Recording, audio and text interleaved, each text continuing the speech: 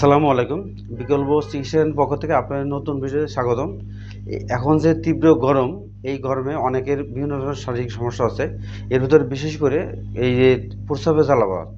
আপনারা জানেন যে তীব্র গরমে যখন আমাদের পানি শোধন হয়, পানি কম খাওয়া হয় অথবা হাই প্রোটিন টাইপের খাবার যদি বেশি খাওয়া হয়, এই গরমে যদি আমাদের ঘুম কম হয়, পরিশ্রম বেশি হয়, সেক্ষেত্রে আমাদের যদি আমিষ বা প্রোটিন যদি বেশি খাই, তাহলে আমাদের প্রস্রাবে জ্বালাপোড়া হতে পারে। এই প্রস্রাবের জ্বালাপোড়া থেকে আমরা কীভাবে বাঁচতে পারবো, এই জন্য আমরা ঘরোয়া টিপস আপনাদের সামনে আনছি। এখানে 4টে টিপস 2টা পর্বে ভাগ করবো। প্রথম পর্বে 2টা টিপস থাকবে, পরবর্তীতে আরও 2টা টিপস থাকবে। তো এই পর্বের 2টা টিপস হলো, প্রথমে যদি আমরা একটা ডিমের সাদা অংশ, এটা যদি কুসুমটা বাদ দিয়ে এই কুসুম গরম পানির সাথে যদি ফেটে নিই, অর্থাৎ আমরা ডিমের যে সাদা জলীয় অংশ, পিক্সেল যে অংশ, এটা যে কুসুম গরম পানির সাথে যদি ভালো করে ব্লেন্ড করাই, তাহলে ব্লেন্ড করে যদি চা কাপের 1 কাপ পানিতে যদি খাওয়া হয়, সাথে পর্যাপ্ত পানি হয়, তাহলে তো খুব দ্রুতই এটা কাজ হয়। আর টিপস নম্বর 2, টাটকা মাখন।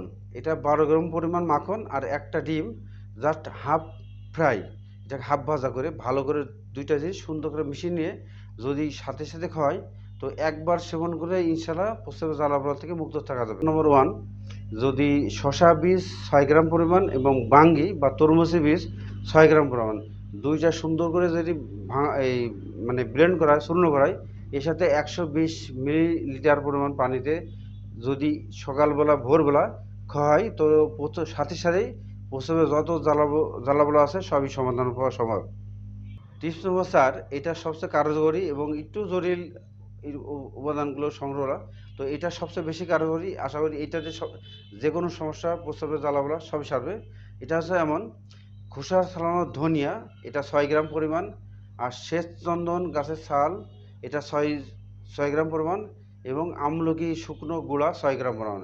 এই 3টা উপাদান একত্রে 120 মিলিলিটার পানিতে যদি ভোরবেলা খাওয়া হয়, তো একবার সেবনেই আশা করি প্রস্রাবের যত জ্বালাপোড়া সবগুলো সমাধান হওয়া সম্ভব। তো ধন্যবাদ। বিকল্প চিকিৎসা কেন্দ্রের পক্ষ থেকে আপনাদের আমার স্বাগত জানাই। প্রস্রাবের জ্বালাপোড়া, প্রস্রাবের সমস্যা সংক্রান্ত যে কোনো সমস্যায় এই 4টে টিপস যে কোনো একটা গ্রহণ করলেই ইনশাআল্লাহ ভালো উপকার পাবেন। তো ভালো থাকবেন। আসসালামু আলাইকুম।